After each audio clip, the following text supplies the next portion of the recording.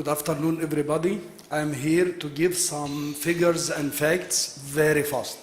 If you have 20 million ton of garbage and you are targeting 4 million ton of RDF, 5 million ton of compost, then that is the actual challenge. How much we need to invest and how much we need to provide service fee. Egypt, since 1995, started the strategy of MRF facilities for 10% of the recyclables, composting facilities for 50% of the organic residues, RDF for 20% of the material, and the rest goes to the landfill. If we need 300 MRF and composting facilities, 110 RDF facilities, 50 sanitary landfill, then you are talking about $3 billion capital expenditure. And you need annually, every year, about $2 billion to cover the service fee. Then this is Egypt market size. Since 1995, we already managed to have 75 MRF and composting facilities, 7 RDF facilities, and 3 sanitary landfill, but the rest are dump sites. Why I am here today? I'm here to encourage you all to look after Egypt story, because the title of the panel is what are the obstacles, the challenges we have faced to change the society, to look after the RDF, although they are subsidizing the energy, to look after the compost, although they don't believe, they believe in waste to energy. But now, I assure you, the market size is enough, and I'm proud to let everybody know that we are active in Egypt and in some 8 countries, including United Arab Emirates, Sultanate of Oman, Libya, Syria, Saudi Arabia, Qatar, Sudan, and we are very pleased to extend our little experience in some other countries. Thank you.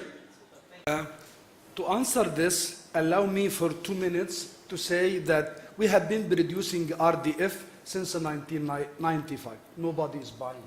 Why? Because the government of Egypt is subsidizing the energy, like most of our Middle East countries.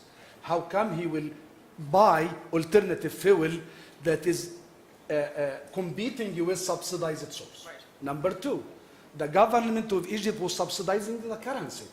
What happened in 2017 and 18? Now everything changed, but someone has to fight for more than 20 years to prove that alternative fuel is the future. 4 million ton out of the 20 is the target. And the rest of the Gulf countries, 20% of their waste has to go to the alternative fuel. They are importing coal. Coal is carbon emission. Coal is foreign currency. And you need to get rid from this 20% not to go to the landfill. This is what the people has to think. Number 2, how many palm trees in this Gulf areas? How many trees that we could sell the compost, believe me, for free?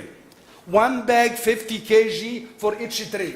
It will be much cheaper, much easier not to go to anaerobic digestion, although I'm PhD in anaerobic digestion, or to go to waste to incineration, because everybody in the world now stop talking about incineration. Are you going to incinerate 50% of the organic fraction with less than 1,800 kilocalories per kilogram? Are you going to sell, to generate 30–40% ashes that will go to the landfill? Then the challenge is, and the good news is, now we are supplying 1 million ton of RDF to the most national and international cement companies active in Egypt. Cemex, Lafarge, Holcim, Heidelberg, Titan, most of these companies are consuming today 1 million ton of RDF. But we are looking for 4 million ton. Egypt is sandy soil like most of these countries. But now the compost has the country specification that you have to sell this compost instead of landfilling it to generate carbon emission, or leachate or hydrogen sulfide. Then the challenge is to look after our story. We did plenty of mistakes and we learned it, but the society now, the government now became more willing to see investor, to see technology provider, to see a service provider, and I have to charge each one some of the entry fee. I'm going to stop you there because Yes. actually what I've heard two things, Yes. amongst other things, but I think two threads have come out, and that's when it's about change. Very nice question, thank you. If we can use that also as the question to wrap up, so if we can quickly go through and everyone has the opportunity just to very shortly answer the question about the role of R&D in order to incentivize change and to realize innovation and to bring out even more best practices. Dr. Sharif, if you can quickly... Well, thank you for your comment. The R&D is the driving force to make any entity successful. Then regarding the solid waste management, we are producing compost. It is solid product. What if you could produce compost tea?